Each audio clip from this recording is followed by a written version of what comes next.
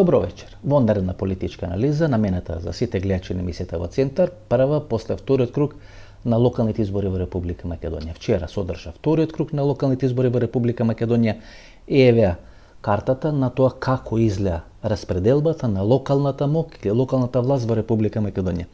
ВМРО ДПМН и коалицијата 54 градоначалници, Вреди 9 градоначалници, СДСМ и коалицијата 6 градоначалници, ДУИ и коалицијата 4 градоначалници, Унија на ромите 1, Движење Знаме 1 и така натаму и така натаму. Што рече завршија локалните избори во Република Македонија, имаше општини каде што градоначалник се добиваше за 20 гласа. Вообичаено е власта секогаш победува во такви тесни изборни резултати, со исклучок на СДСМ, например 2021 година, која ги изгуби за 10-20 гласа изборите во општина Кочени. Или така беа губени изборите во општина Ресен, кога СДСМ е власт во Република Македонија. На Никола Груевски таков притисок по секоја цена да се добие нека општина, например Груевски, тоа го сакаше со општина Центар поради проектот Скопје 2014 година, на Груевски му треба 7 години и неколку месеци за да може да влезе во една таква политичка разврска на локално ниво. На Христан Мицковски му треба 1 година и 3 месеци. Тоа е за општина Карпош. И тоа е многу важно за да може да направите проекција на процесите, рамката временска на политичките разврски во Република Македонија. Што сакам да кажам дека процесите и времето се забрзува. Тоа што порано морало се чека 5 или 6 години, сега се прави за 1 или за 2 години. Така што ако некој траал 10 или 15 години, на друг ќе му биде скратено времето и времетрењето на 4, 5, 6 или 7 години. Процесите се забрзани, процесите одат многу побрзо од тоа што беше досега, така што со предвремени избори, преку циклус, преку систем на предвремени избори, ако некој купил 10-15 години власт, сега тоа нема да биде можно. Ќе мора да се измисли некоја нова формула. Да се вратиме на 2002 година. 2002 година, по завршување на изборите на 15 септември, кога во убедливо водство е СДСМ и Бранко Цренковски, пред прегласувањето СДСМ има 60 пратенички мандати. Мал напор требаше СДСМ да има 61 мандат и да може самостојно или сама како политичка коалиција да формира влада, да не зависи од коалициони партнери, ДУИ и така натаму и така натаму. Тогаш ДУИ прв влегува во власта во Република Македонија. Меѓутоа, после прегласувањето во наводници, Бранко Црвенковски сака да нема 60, да нема 61, туку паѓа на 59 пратеници, тогаш Социјалистичката партија на Љубиса Фемино Дзинга после прегласувањето добива еден пратеник во македонскиот парламент. И тоа се двата модели. Моделот на СДСМ, кога не сака да има апсолутна власт, кога се обидува да ја дели власта и на тој начин да ја дели одговорноста во Република Македонија, и ВМРО кој по секоја цена сака да има апсолутната власт во Република Македонија. Дури и по цена на такво прегласување во одредени општини како Крушево, како Валандово, како Пробишти. Иако се свесни дека после еден одреден временски период во наводници тоа силување на гласачката волја, на гласачкото тело, кога не излегуваат од тие општини, прават по секоја цена да ги добијат тие општини со некоја разлика 20-30 гласови, 100 гласа, што не е голема разлика, бидејќи е јасно, евидентно изразено опозицијското расположение во тие општини, дури се задоволни од градоначалниците, од редовите на опозицијата кои 2 мандати владееле во тие општини, тоа секогаш ќе дојде на наплата. Од една страна го имате БЦ, кој не сака да ја силува во наводници волјата на граѓаните и по секоја цена да има апсолутна власт, и на друга страна имате ВМРО ДПМН, кој во континуитет Груевски 2013, Мицковски 2025 година се обидуваат не да ја освојат, туку да ја бетонират апсолутната власт во Република Македонија. Ке се обидеме ова вонредна политичка анализа да биде стегната, да биде како бетон, не бетонизирана или процес на бетонизација, туку да биде стегната вонредната политичка анализа. Се да кажем и тоа да биде спакувано во некои 30 на минути. 2 општини се многу битни за анализа на процесите во Република Македонија. И денес, и во некако временски контекст, временска рамка, 2013 година Никола Груевски, 2025 година Христан Мицковски, ако тој однос на Никола Груевски и Христан Мицковски, еден дел ќе го анализираме утре во ова вонредна емисија која е наменета за мембарси, кои се членови на емисијата во Центар или на YouTube каналот Васко Ептов, и другиот дел наредниот вторник исто така во 22 часот и 30 минути. Тоа општина Команово и тоа општина Карпош. Максим Димитриевски е играч на Христијан Мицковски. Стефче Јакимовски е играч на Никола Груевски. Преку Стефче Јакимовски Никола Груевски го рушеше Бранко Цренковски, го рушеше отпорот на Бранко Цренковски, преку Максим Димитриевски, Христијан Мицковски го рушеше СДСМ, не отпорот на СДСМ, туку некаков европски фронт на СДСМ и така натаму и така натаму. И преку судбините на Максим Димитриевски, на Стефче Јакимовски, ние можеме да го анализираме и тој однос и таа политичка разврска или судбина, политичка мислам, на Никола Груевски и на Христијан Мицковски. Меѓутоа, ајде да се вратиме кај Бранко Цренковски. Почнавме со Бранко Цренковски, да го анализираме Бранко Цренковски. 2 недели пред првиот круг на локални избори во Република Македонија, случајно беше фотографиран Бранко Цренковски на една средба со тогашниот и сегашен градоначалник на општина Охрид од редовите на ВМРО-ДПМН и со првиот човек на партијата Знам од Охрид и некој долгогодишен пријател на Бранко Цренковски.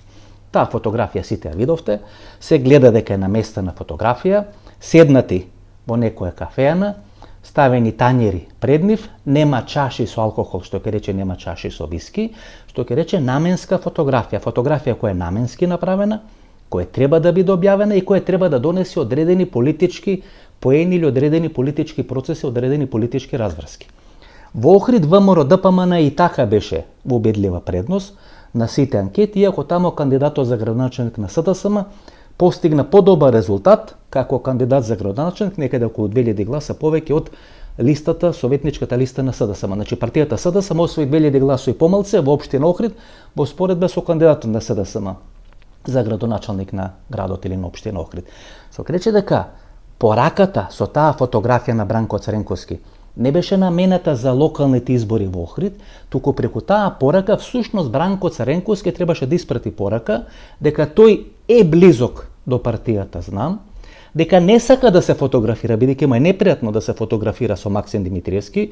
Непријатно му е веројатно од 2 причини. Прво му е помалку и срам да се слика со Максим Димитриевски и под број 2, знаете, е неприкладно лидер кој се смета дека ДНК е СДСМ негова, а тоа е Бранко Цренковски, да се слика со некоја политичка партија која е во некоја политичка битка со неговата ДНК партија, тоа е СДСМ. Меѓутоа, пораката која преку таа фотографија требаше да биде испратена до сите гласачи во Република Македонија, дека постои знак на еднаквост помеѓу Знам и Бранко Цренковски, не ја постигна својата цел. Партијата Знам не освои повеќе од 35.000 гласови на советнички листи, што ќе рече дека таа партија, исто како и партијата громна Стефче Јакимовски, веќе не се доживува како централна партија на ниво на Република Македонија, туку се дозивува само и исклучиво како локална власт во Република Македонија. Стефче Јакимовски како локална власт во Карапуш до вчера или до пред неколку часови, Максим Димитриевски како локална власт во Команово. Така што големиот Бранко Цренковски преку големата фотографија не направи голем бум или голема разврска на политичката сцена, и тоа значи почеток на маргинализирање на Максим Димитриевски и неговиот проект Знам. Изгубија во центар, на мускули победија во Команово, меѓутоа тука, според мене, завршува приказната на Максим Димитриевски. Како ВМРО-ДПМН, односно Знам и Максим Димитриевски победуе во Команово? Победија, бидејќи СДСМ и Венко Филипче пред вториот круг на локални избори не кажаа за кого да гласа членството на СДСМ. И тоа најмногу доаѓа до израз во градот Скопје, во општина Куманово и во општина Карпош. Ако имаше порака на Венко Филипче до членството на СДСМ да гласа во Куманово, тогаш Максим Димитриевски ќе беше веќе минато, ќе беше веќе пасе на градоначалничката функција во градот Куманово. Всушност, преку неколку градови во Република Македонија, под број 1 Крушево, под број 2 Валандово и делумно општина Куманово, требаше да се направат политички разврски во партијата СДСМ, или како што самите милува да се нарекуваат после овие локални избори, најсилната опозицијска партија во Република Македонија. Во Куманово имаше 3 кандидати, едниот кандидат на Венко Филипче, кој не влезе во вториот круг на локални избори, испадна, тој е организациониот секретар на СДСМ Мартин Костовски. Вториот кандидат на Оливер Спасовски, кој не победи за изглед гласови, и ако беше поддршката, целостната поддршка на СДСМ, тој ќе го поразеше Максим Димитриевски. Третиот е Максим Димитриевски, човек кој излезе од шинелот на СДСМ, го напушти СДСМ и ја формираше партијата Знам. Така што во Куманово ќе имаше еден крак на политичките разврски. Вториот е кандидатот на СДСМ, во општина Крушево и третиот е кандидатот на СДСМ во општина Валандово. Ако победеше кандидатот на СДСМ во Крушево и Валандово, тие ќе беа новите звезди на политичката сцена. Тога со нив ќе мораше се игра дали на некоја лидерска позиција, дали на некоја ниво под лидерска позиција, под председател или член на извршен комитет или одбор на СДСМ и така натаму и така натаму. За тоа да не се случи, според мене, беше пуштен низ вода и во наводници кандидатот на Оливер Спасовски во Команово и овие кандидати на СДСМ за градоначалници во Крушево и во Валандово, едниот од нив во исклучително блиски односи и релации со Оливер Спасовски, вториот до неодамна во добри релации со Зоран Заев, од пред неколку месеци, да не речам неколку години, во одлични релации и со Оливер Спасовски. Така што локалните избори во опозицијата, читај СДСМ, беа искористени за внатрешни пресметки околу тоа кој всушност ќе го има во своји раци колачот за власт или за превласт во СДСМ. СДСМ сега во моментот се наоѓа во некоја слична роља на Цариград пред османлиската окупација или пред османлиското влагување во Цариград, кој беше главен град на Византија или на православието таму некаде пред 5-6 века.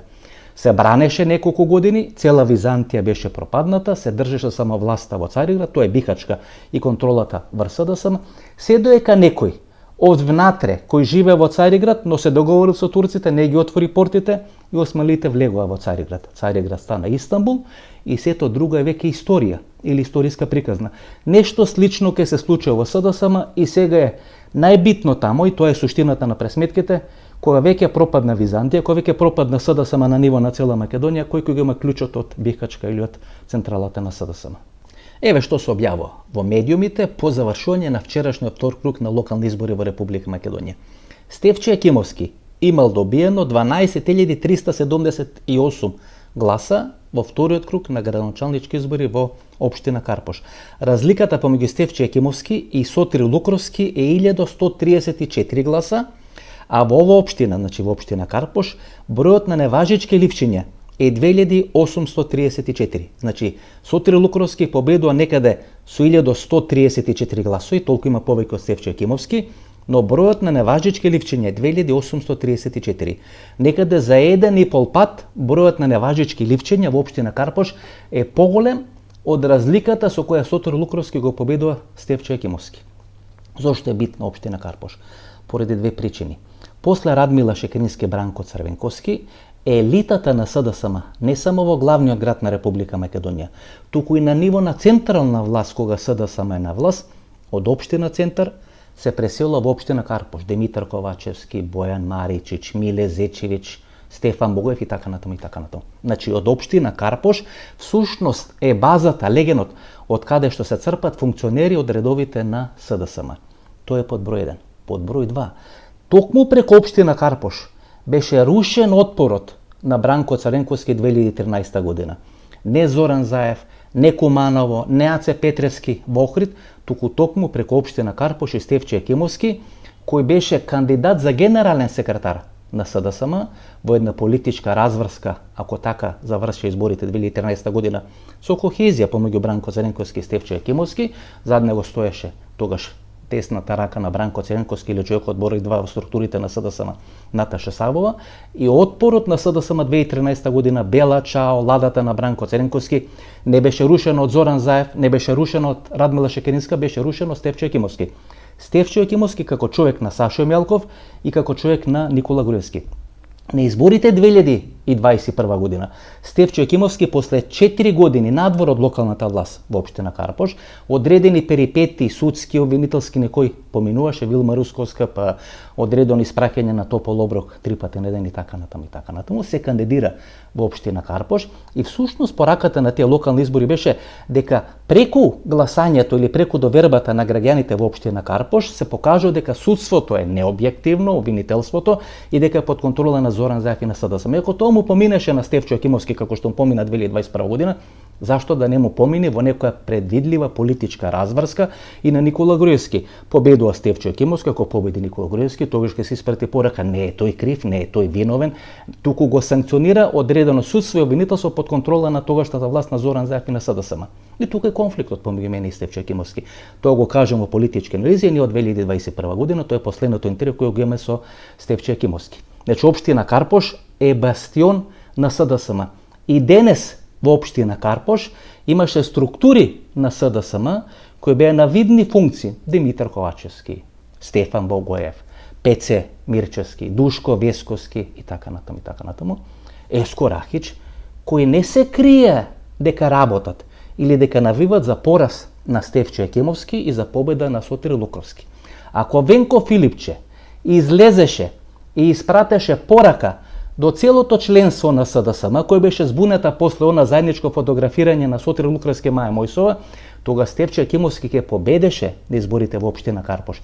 А на изборите во општина Карпош се судрија две драматично мокни олигархиски структури. Кафетин коалицијата, тоа го анализиравме во неколку вонредни политички анализи, кои стојат за Сотир Лукровски, че таму влегува во наводници пари, плюс Христијан Мицковски, пријател од детството со Сотир Лукровски, пола влада, значи таму беше Сталинград за власта, мораше власта да победи, како што победи Николо, или како што Николо Груевски се обида да победи во општина Центар 2013 година.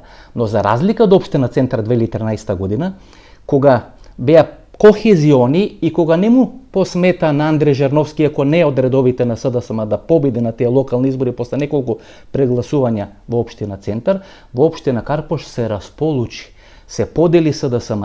Едни беа за Сотир Лукровски, за Кафетин коалиција, вторите беа за Стефчо Екимовски. Кои стои за Стефчо Екимовски? Па делови на структури под контрола на Јордан Орце Камчев, делови нова олигархиска структура, велат некои блиски луѓе на Кочо Ангјушев, Фатмир Етеми и клучно Бранко Азевски, првиот човек на Стопанска комора, кој заедно со Стефчо Екимовски е дел на тоа последно младинско раководство на структурите на комунистичката или ској младина во поранешна социјалистичка република Македонија. Така што тие две олигархиски структури се судрија во општина Карпош и победи Кафетин коалицијата блиска на власта или таа која всушност се контролира денес власта во Република Македонија. Рековме во ова вонредна политичка анализа ќе анализираме 6 политички судбини кои беа ставени на послужавник на овие локални избори во Република Македонија. Орце Ѓоргиевски нема да го анализираме, бидејќи некаде средината на јули добивме ветување од него дека првото интервју после победа на локалните избори и избор за нов градоначелник на Скопје ќе го даде за емисијата во Центар. Денес му пративме порака некаде околу 11 часот и 30 минути, сега е околу 18 часот, се уште не добие одговор, така што ќе чекаме одговор да име дали Орце Ѓоргиевски ќе си го исполни своето ветување. Имаме ветување од Венко Филипче, исто така дадено некаде средината на јули оваа година, дека ќе даде интервју за емисијата во Центар. Денес и него му се обративме, и него му пишавме, немаме одговор ниту од Венко Филипче, така што ќе почекаме 1 или 2 дена да видиме дали Орце Ѓоргиевски и Венко Филипче ќе си ги исполнат своите ветувања. Максим Димитриевски, според мене, е на еден получекор до политичка пензија, уште еден мандат на чело на градот Команово, ако го издржи целиот мандат, и толку од Максим Димитриевски. Стефче Јакимовски заврши својата политичка кариера, сега ќе видиме дали ќе остане во Скопје со сите овие закани дека ќе го испрата на Топал обрук 3 пати на ден, дали ќе го видиме во Бугарија на некое банско лекување, дали во Црна Гора кај пријателот Мило Ѓукановиќ.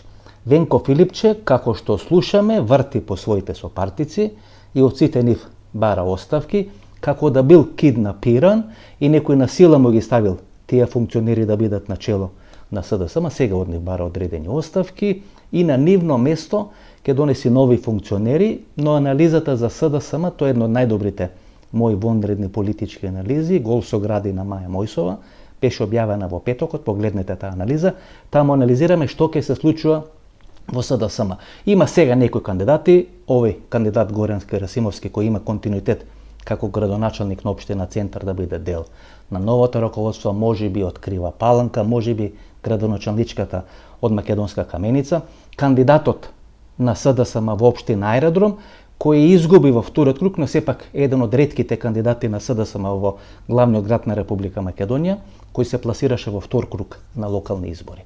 Имаме Димитар Апасиев, кој ќе го анализираме малце поделе, Али Ахмети и Христијан Мицковски. Али Ахмети всушност тешко ќе ги преживее локалните избори во Република Македонија.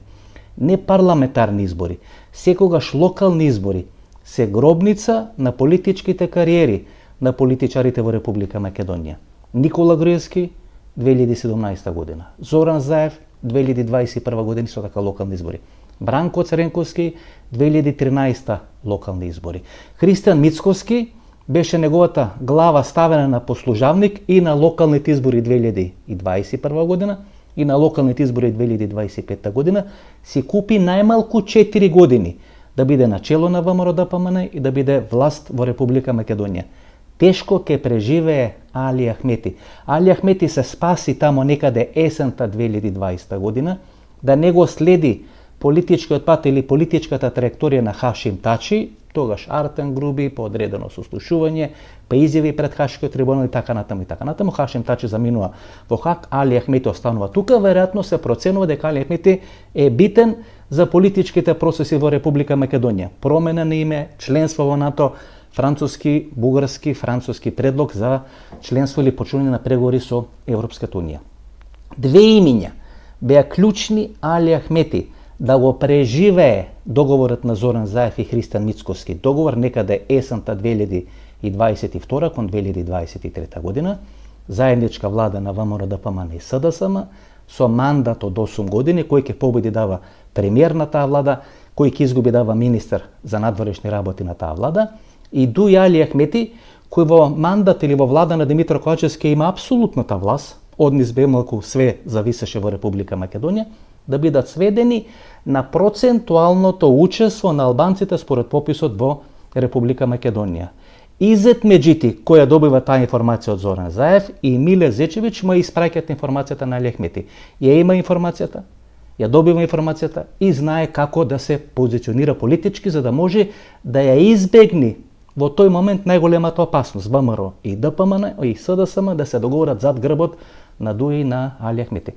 Што сакам да кажем? Дека Изет Меджити, кој според мене е победник на локалните избори 2025 година, таа 2022-2023 година, до последен момент чека Али Ахмети да ги пушти низ вода и Артен Груби и Буер Османи. Кога тоа не се случува, решава да прави коалиција Влен или коалиција Вреди, и таа коалиција, каде што начело е Изет Меджити, е победник на локалните избори во Република Македонија. Што сам да кажем? Дека Али Ахмети има една единствена можност да проба да се спои со Изет Меджити. Само на тој начин може да го камуфлира или да го направи како победа неговото заминување во политичка пензија.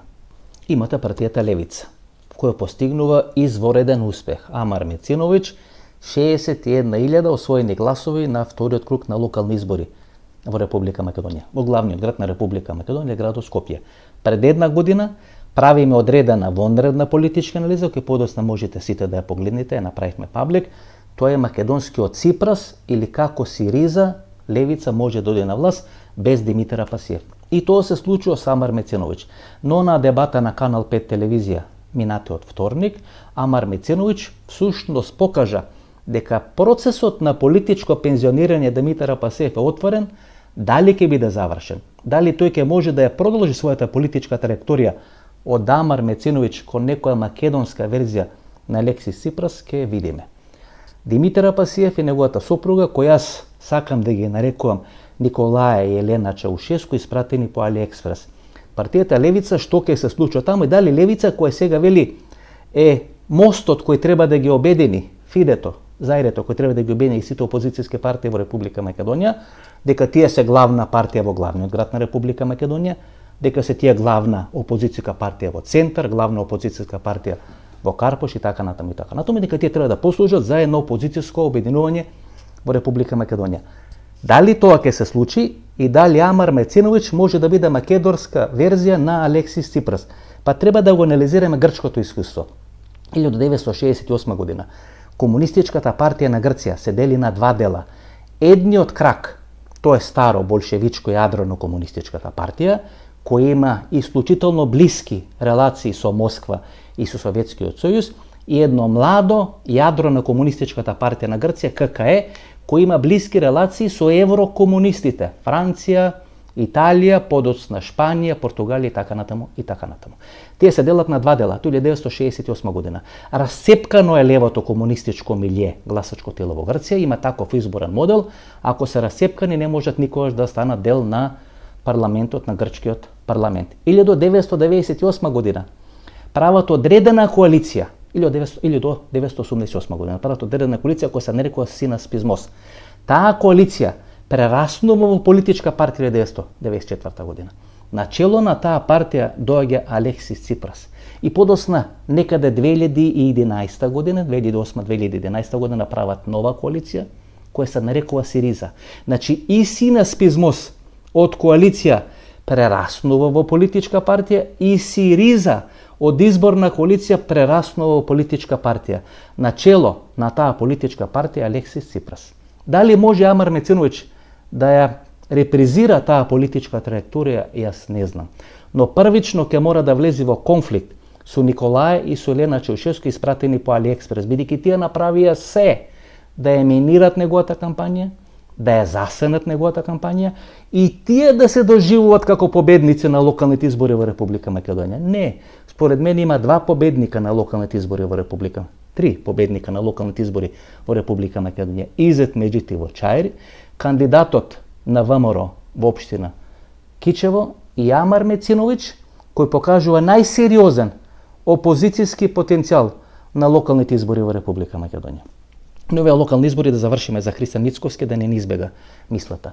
Ниту Никола Груевски не победи во Кичево, ниту Никола Груевски не победи во Карпош и ниту Никола Груевски не победи во општина Струмица. Тие беа три бастиони, двата бастиони на СДСМ, едниот бастион на ДУИ. Али Ахмети тешко ќе го преживее губењето на Кичево, тешко ќе го преживее губењето на Тетово и тешко ќе го преживее губењето на Чаир.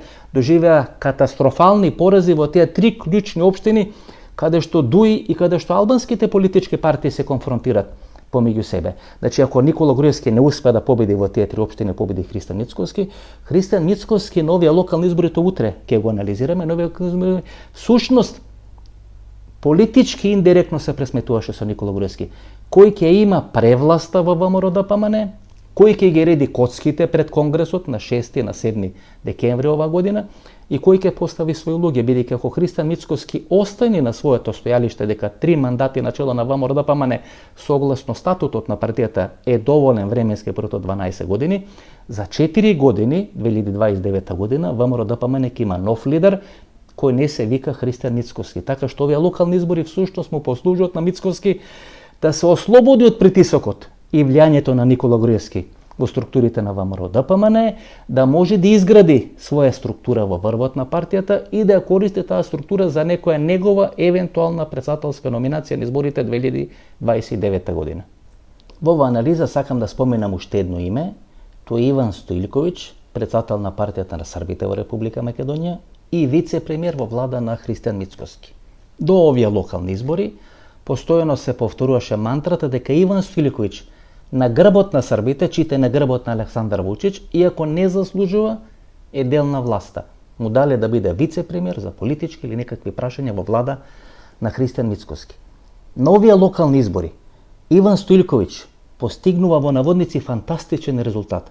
Ако има некаде околу 6, 7, 8 илјади срби во општина Куманово, и ако Иван Стоилковиќ освоја некаде околу 3500 гласови на листата на неговата партија во општина Куманово, и ако има 46% излезност на изборите во Република Македонија, што ќе рече дека тие 7-8 илјади срби во општина Куманово се намалуваат на околу 3,5-4 илјади срби во општина Куманово, тоа значи дека Иван Стоилковиќ има повеќе од 90-95% од овербата и гласовите на србите во Куманово, кој се смета дека е бастион на таа српска енклава, српска политика и српско малцинство во Република Македонија. Таков резултат србите немат ни на Косово, немат ни во Хрватска, немат ни во Босна и Херцеговина, надвор од Република Српска. Што ќе рече дека, според мене, еден од победниците на локалните избори е Иван Стоилковиќ, кој ја бетонира, не само што ја бетонира својата позиција во власта во Република Македонија, ја бетонира својата позиција како клучен играч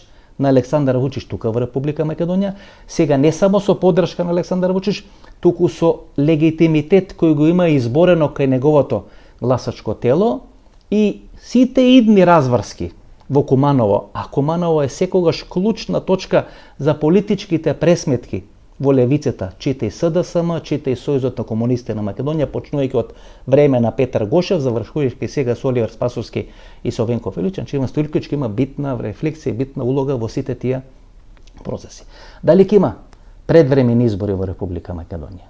Видите, на овие локални избори ги потрошија парите, го потрошија унгарскиот кредит. Последните ставки кои се платени се градежни позиции од август оваа година, значи 2 месеци тамо нема плаќање. Успеа да ги потрошат тие 200-250 милиони евра, со потрошени пари да чекаат некои предвремени избори ако се случат во Република Македонија. Значи, за локални избори, како велам, за една кременадла цел вол се убива, тоа е некоја приказна, која се кажува, ако сакаме да направиме одредена метафора или политичка парабола.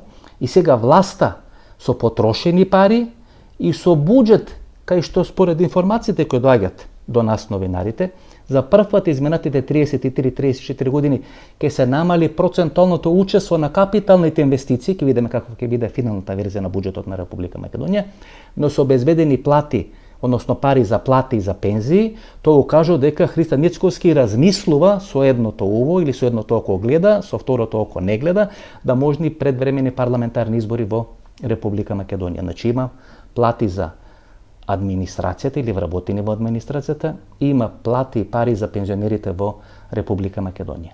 И тоа се процесите кои сега не се случат.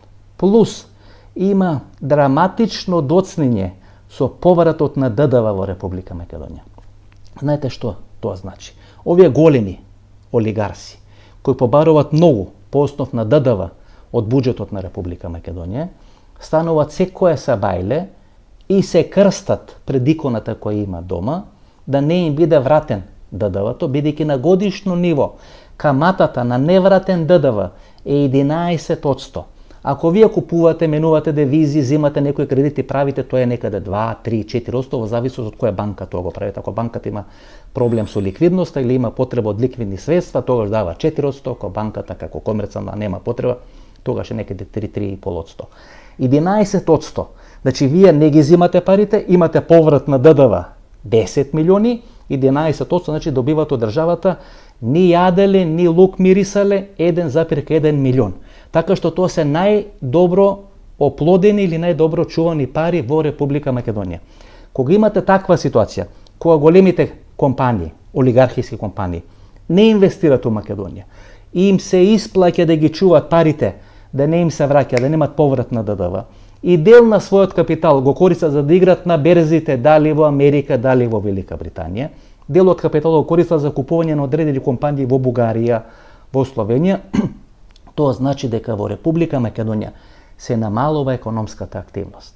А ова влада дојде на власт со две ветување, дека ќе го испрати, дека ќе не спаси од окупацијата на Дуи и на Али Ахмети, и тоа се остварува делумно, меѓутоа сега имаме одредена во наводници окупација на Изет Меджити, и под број 2 дека ќе има економски препород во Република Македонија. Ако крахира и третото борба против корупцијата, видовме во Кочани што се случи после целата таа хаварија, после 63-64 жртви, одредена пресија, одреден притисок кандидатот на власта да победи на изборите во Кочани, и тоа е пирова победа кај што знаете вие не дозволувате незадоволството на граѓаните да се излее. Бидејќи секогаш кога го чувате тоа незадоволство и не му дозволувате да излее, тоа ќе пукне, ќе експлодира во некој момент како експрес лонец, ставите експрес лонец дома и тој мора да шишти, мора да пушта паре. Во оној момент кога ќе се расипи тој уред и експрес лонецот не пушта паре, тој ќе мора да експлодира. Тоа се случува во Република Македонија. Голема победа на власта, голема победа на Христо Мицковски, 130-140 илјади гласови помалце во споредба со парламентарните избори, 20.000 гласа помалку сега во споредба со локалните избори, повеќе од 20.000 гласа, помалку во споредба со локалните избори 2021 година, и Македонија ја чека политичка разврска. Ке има или нема да има предвремени избори. Евентуално пензионирање, тоа ќе анализираме утре на Али Ахмети, може да ја радикализира политичката разврска во Република Македонија. Ова беше нашата вонредна политичка анализа. Прва, еден ден после вчерашниот втор круг на локални избори во Република Македонија. Се гледаме утре, ако сте мембар на емисијата во Центар, ако не, во недела во 22 часот, официјален почеток на емисијата во Центар, телевизиско интервју, ќе видиме кој ќе биде. Се гледаме.